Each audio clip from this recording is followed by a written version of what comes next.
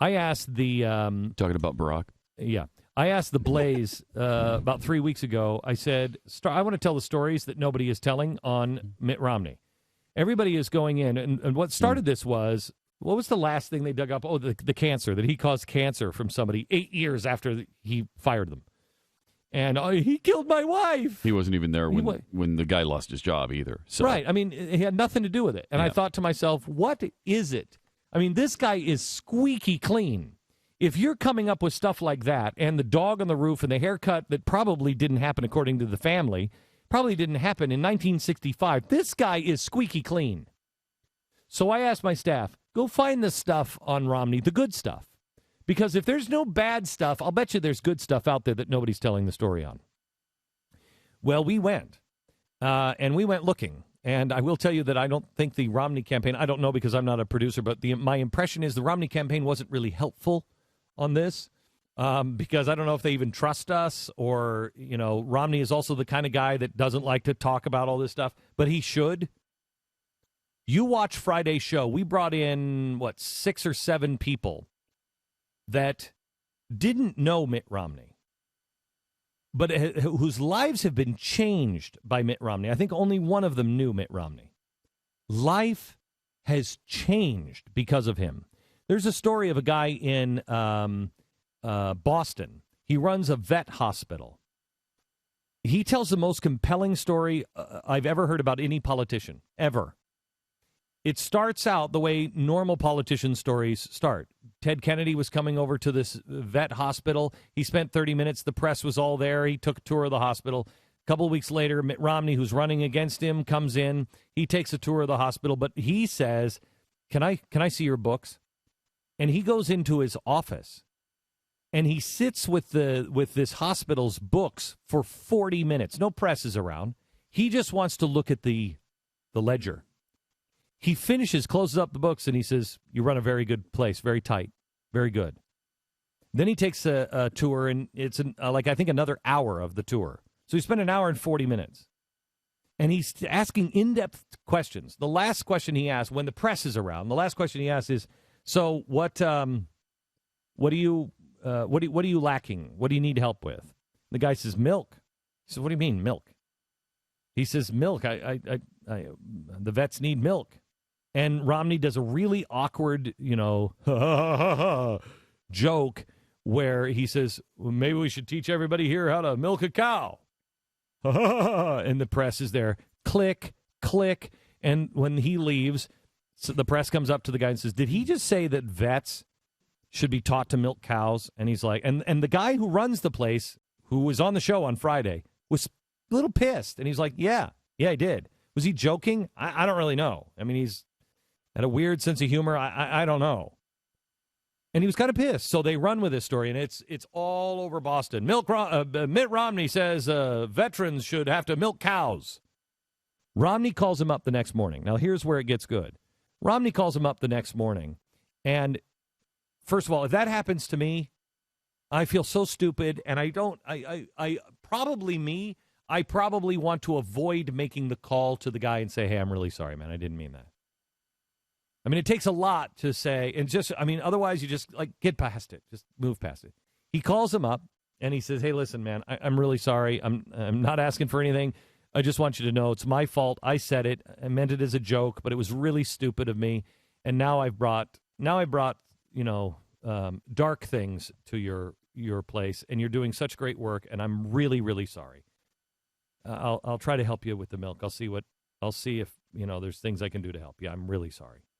Guy, he hangs up the phone, and we were talking about it last night. And he hangs up the phone kind of like this. Okay, thanks a lot, politician, and hangs up the phone. Friday comes, the milkman comes. Milkman comes. This is what the vets needed. They needed 7,000 pints of milk a week. Milkman shows up, 7,000 pints. The head of the VA hospital says, where'd all this come from? He said, an anonymous donor. Now, the guy didn't put it together. He's like, wow, that's great. Next week, 7,000 pints of milk. Still an anonymous donor? Yep. Next week, 7,000 pints of milk. Goes on for 3 months. 7,000 pints of milk. He says to the milkman, who's doing this? Don't know. Just somebody who doesn't want to be known. Goes on for another 3 months. 7,000 pints of milk every single week. Anonymous donor. Who's doing it? Don't know. Goes on for another 6 months. It's now a year. 7,000 pints of milk. Come on, man. Tell me who did it. Goes on for another year. Now the milkman is retiring. It's been happening for 2 years since the incident. Now the milkman is retiring. He says, come on, man, you got to tell me who's delivering the milk. Who's paying for the milk? And he's like, the guy doesn't want it to be known. You have to tell me. It's been 2 years. Come on, tell me who's doing it. It's Mitt Romney. Mitt Romney was writing a personal check and didn't want anybody to know for 2 years and provided the vets with all of their milk in Boston. Now, here's where it really gets amazing. When Romney becomes governor, he sends a bill through to help this VA hospital, and they send in a proposal, and then the government comes back and says what they're going to do. What the government said they were going to do, he changed some of the numbers and did some things. He took care of all of the food costs, and he said it was like down to the dollar. He said Romney remembered looking at our books, did the calculations in his head, and covered our food and milk. He said, you want a mechanic on the economy? It's this guy. He went, and he said, the only politician who's done it, he went and he looked at the books first. He wanted to see what we were doing and how effective we were. He said then, beyond that, the milk.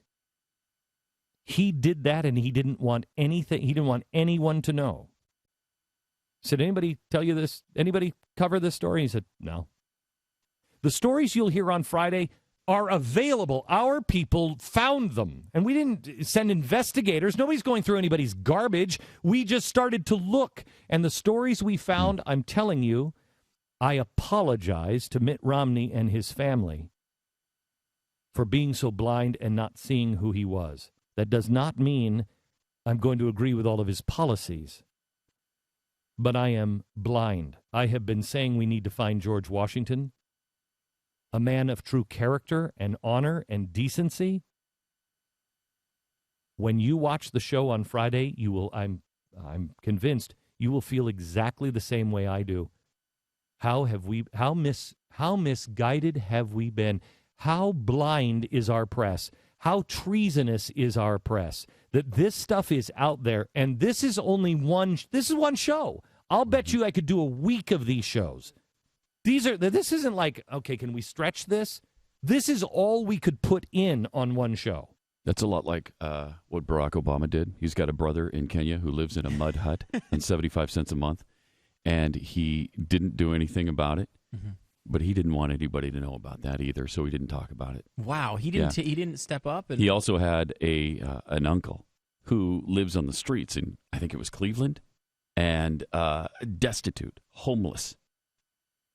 He probably tried to take credit for that, though, and tout himself. No, he didn't do anything. Oh, my gosh. But he didn't say anything about it either because he didn't want anybody to know. That's honorable. And the only way any of this came out was his illegal alien aunt, whom he loves and writes about in the book, surfaced, living in poverty.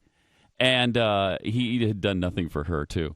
But he didn't say anything because he didn't want anybody to know. Wow. So it's a lot like that. Mm-hmm. It's really a lot amazing. like that. Don't miss this show on Friday. It's on the Blaze You talk TV. about a man who is his brother's keeper. It is Mitt Romney.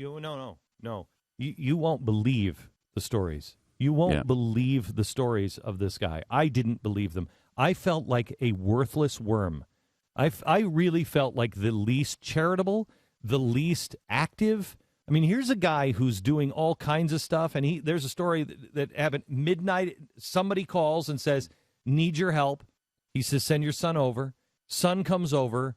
I'm telling you, this guy's counsel to this other man's son will blow you away. And the son is on the set, and he said, my life changed. My life changed. And I'm, man, I cannot tell you the feelings that I had during this hour. I apologize.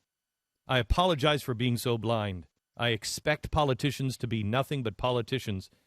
This man may be a politician on some things and behave the way normal politicians do on stage, but when nobody's watching, he is not a politician. He is a man that I would strive to be like. It is something that, honest to God, that's what our president used to be. Somebody that you would look to and say, I think I can be better. If he can be like that and he's this busy, I can be better. Please watch Friday's show.